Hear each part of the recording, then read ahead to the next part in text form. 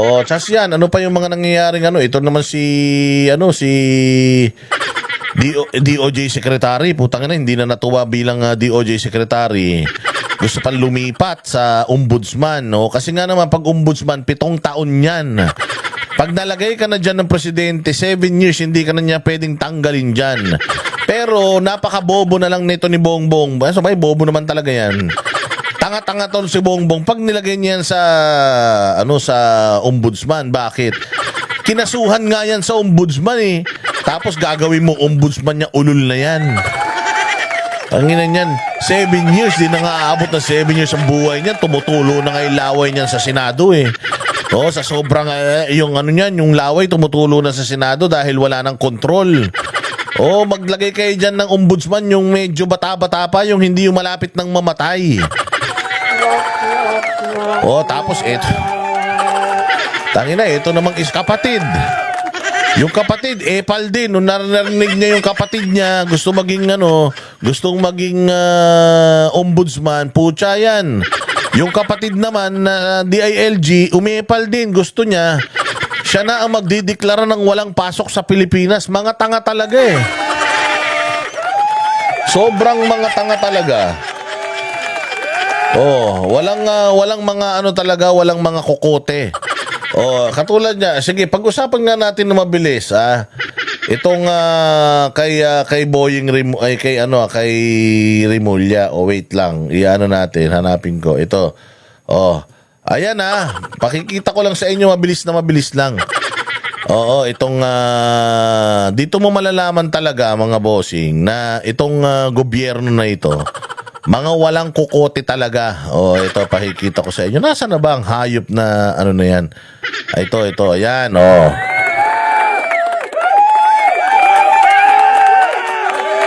Nakalagay sa balita na ito, Rimulya gusto ng kapangyarihan sa class suspension. Putang nang yung magre-request ka lang ng kapangyarihan, yung wala pang kwenta. So gusto niya siya na magdideklara ng walang pasok sa buong buong Metro Manila o buong Pilipinas. Wala na ba kayong ginagawa? Oo, wala namang problema mga LGU natin, wala bang problema sa kapulisan, wala bang problema sa peace and order. At pati itong suspension ng klase, gusto niyo pa. Tingnan mo dito talaga sila, walang masasabi mong walang pinagkatandaan at mga walang laman ng utak nitong mga kupal na ito. Oh, sige, i-play muna natin to at gusto ko marinig kung ano yung sasabihin niya at reaksyonan natin. Oh, sige. Sige nga, tingnan natin ang pagpipresenta. Paano ba niyang piniliwanag yan? Paano ba niya sususpendihin ang klase? Sige nga. Secretary, John Dick. Talagang sisirhapi ko lahat ng mapa kung paano parating. At kung gano'n ay pwede natin announce sa nakikita na natin ko naman. Pwede daw, gusto daw niya i-announce mas maaga yung walang pasok Wala pa, puro katamaran ng iniisip ng mga kupal na ito. Wala daw pasok, gusto niya. Ayaw daw niyang maabala yung mga magulang, ayaw daw niyang maabala yung mga bata, nasa araw mismo ng ulan, minsan syempre may pang umaga, may pang hapon. O gusto niya, before pang mag-umaga, para, kasi iba nakakapasok na sa school, biglang nagsususpinde, di ba? O ngayon, uuwi yan, mababasa, magkakasakit pa yan. So yun sinasabi niya, na siya daw ay gusto niya before pang umulan magsuspindi na siya. Oh. Maraming topics niya kasi nating Q-Asset Capital. Mas madali mag-coordinate kung galing sa amin ng suspension process. Yun, sabi niya. Sumikat ako dahil nagkaroon akong hashtag walang pasok. Sumikat daw siya dahil sa hashtag walang pasok. Proud na proud pa yung tanga. Na sumikat siya dahil sa pagsususpindi ng klase. Ganyang kaulol yan, o ano pa? Alas 5 ng hapon, bago bumagyo, nagde-declare na ako ng walang pasok. Anong magandang nagawa mo sa bayan doon? Sa pagdideclare mo ng walang pasok bago umulan. O sige. Sa Cavite. Dito daw sa Wow! Kasi ako nag-a-announce ako hapon pala bago magbagyo. Kasi gusto ko yung magulang, hindi na nag-alala. Gusto ko may estudyante masaya na at gusto ko yung mga magulang makatipid sa baon bago umalis para hindi na paalisin yung kanilang mga anak. Oh, so tingnan mo gusto daw niya yung mga bata maging masaya. Kasi walang pasok masaya, di ba tanga?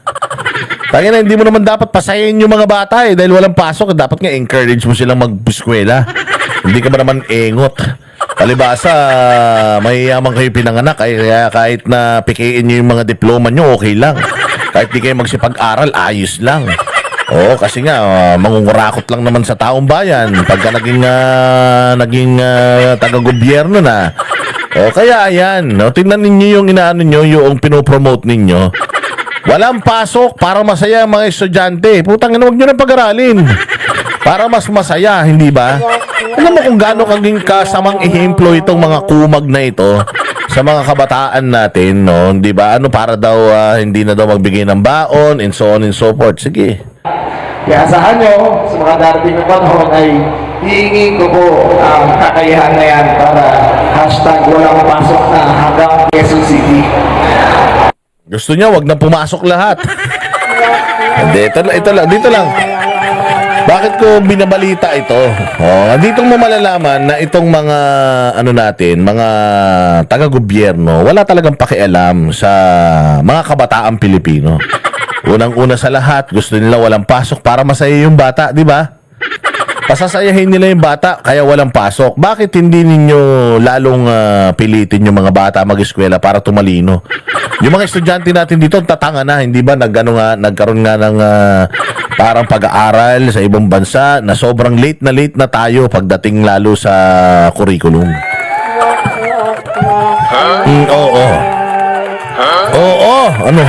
Totoo nga. Late na tayo. So ito, si Rimulya gusto niya walang pasok. Para daw ganito, ganyan. Tuwan-tuwa naman yung mga engot.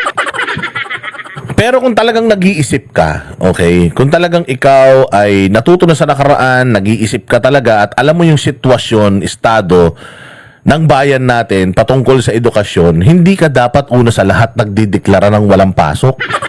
Kasi isang araw na hindi ka pumasok, isang araw na wala kang matututunan. So, ini-encourage pa natin yung mga bata tuloy ngayon na nanalangin, sana umulan ng umulan. Kasi para walang pasok. Kasi nga naman, pag walang pasok, masaya. Pero dapat binabago natin mindset ng mga kabataan natin na mga kabataan dapat hindi kayo nananalangin na walang pasok. Dapat nga laging may pasok because knowledge is power. Mabuti pa si Ernie Baron nung nabubuhay. Kung walang knowledge, walang power. Hindi ba dapat ganun ang inaano natin, ini-encourage natin yung mga bata dyan? Hindi yung walang pasok para masaya sila. Putang ina yan. Dito mo talaga alam na sisirain ng mga ito ang buhay ng mga kabataan natin Dahil sa mga utak nilang mapupurol. O ano ba naman yung sabihin mo na sa susunod po, wala nang kanselasyon ng pasok. Mas maganda, i-ready natin lahat ng mga estudyante para sa hybrid learning. Natatandaan ninyo nung pandemic, ang galing-galing ni Pangulong Duterte, study from home yung mga bata. Home study, di ba? Yung mga bata at nairaos natin ng ilang taon yan. Although talagang bumaba yung kalidad ng pagkatuto ng mga bata, pero mas okay na yung home study or homeschool kapag kami bagyo kesa totally walang pasok. 'Di ba? Ingot Yan ang mga utak ng mga tulongges na taga-gobyerno. Kailangan walang pasok para masaya. Gusto lang nila kayong pasayahin. Parang ayuda lang yan. Wala kayong trabaho, bigay kami ayuda, may pangsyabu kayo. Oo, tapos pag naubos, bahala kayo sa buhay nyo. Maling-mali. Dapat po, dapat i-prepare natin yung mga, total nagawa na natin yan noong panahon ni Pangulong Duterte. Dapat, yun na yung natutunan natin na kung biglang magkaroon ulit ng pandemic, ready yung mga estudyante natin na mag-homeschool ulit. Pag may bagyo, 3 araw, 2 araw, may baha, o yung mga bata, siguraduhin ninyo na ready sila para dyan. Dapat yun ang pinoprograma ng pamahalaan na bawat estudyante sa Pilipinas ay capable na mag-homeschool. May bagyo, dilubyo, sumabog bulkan, lindol. Basta may internet, may gadget na pinrovide sa mga estudyante, pwede silang mag-aral sa bahay nila. Hindi sila absent, hindi sila makakansela yung klase. O di tuloy-tuloy yung learning ng mga estudyante. Mga gunggong talaga kayo eh. Oh, mga gunggong talaga kayo. Hindi nyo talaga pinag-aaralan. Wala kayong natutunan sa nakaraan. Oh, sana ganyan ang gawin ninyo ha. Sa susunod, wag nyong idideklara na walang pasok. Para hindi kayo yung mga kabataan natin may matutunan. Oh, eto pa. Oh, bumisita si Bongbong sa General Santos. Oh, alam nyo ba pag bisita niya sa General Santos, ang sinisigaw ng mga tao doon, Duterte. Duterte, nakakaya, kumakalat yung na yun. Kumakalat yung video na yun na na sinisigawan sila yung convoy nila, sinisigawan ng tao ng mga Duterte. So nagpunta siya sa General Santos at nag-inspeksyon na naman. Si Boy Inspection talaga dahil magsusona kaya ganyan nakikipag-usap-usap sa tao kunyari. Pero pakinggan natin kung ano tong balitan to, baka naman may magandang dulot to sa bayan. Patuloy ang pag-iikot ni Pangulong Bongbong Marcos sa mga sektor ng agrikultura sa bansa. Ang kanyang binisita ngayon para kausapin at bigyan ng tulong ang mga mangingisda sa General Santos City. At para sa detalye, naroon si News 5 Mindanao correspondent Bril Montalvo. Bril, ano na bang mga aktibidad dyan? Ayan yung reporter na sinungaling. Yan yung reporter na bulag. Bakit ko nasabing bulag? Kasama namin to eh. Kasama to sa mga pinapasok dyan sa sa KOJC. Na putsanginan yan, ang babait pagkaharap mo. Kunyari nakikinig sa mga press con pero walang ibinabalitang matino tungkol sa siege. Oo, ito yan. Yan yung reporter na yan, si Barbie. Pangulong Marcos ngayong araw. Nikki, narito ngayong araw sa General Santos City si Pangulong Bongbong Marcos para sa ilang aktibidad. Nauna nga riyan ang pagbisita niya sa Gensan Fishport Complex para makipagdialogo sa mga mangingisda rito. Ayan yung convoy na. Ang dadaan ng convoy, yung mga tao ang sigaw, Duterte! Duterte! Tayo na yan. Tinan mo yung mga tao, hindi man siya pinagkakaguluhan. Nag-ikot ang Pangulo sa Fishport Complex para tingnan ang proseso ng pagdadala sa mga nakuwang isda ng mga mangingisda mula sa laot papunta sa Fishport. Pucha, ngayon niya palang aalamin. Puta, kaway na naman ang kaway. May nakikita na naman siyang hindi mo nakikita. Siya lang nakakakita. Lakas na naman ng tama. So ngayon niya palang aaralin, gusto daw niyang aralin kung paano daw yung mga mangingisda natin nagpo-proseso ng kanilang mga huli, anak ng toklay. Sabi mo advantage ka dahil presidente tatay mo. Dapat alam mo na yung mga, ba't ngayon mo palang inaaral? 3 taong ka na. Anak ng tokwa naman. Sige, diretso. Tuna ang pangunahing produkto ng Gensan Fishport na ini-export pa sa ibang bansa. Namahagi rin ang Pangulo ng mga gamit at livelihood project sa mga mangingisda. Ito ay mga motorized fishing boats, marine fingerlings at iba pa na aabot sa halagang higit 22 milyong piso. Matapos nito ay nakipaghalubilo din si Marcos sa mga mangingisda para alamin ang kanilang mga problema sa industriya at para na rin magbigyang solusyon ito ng gobyerno.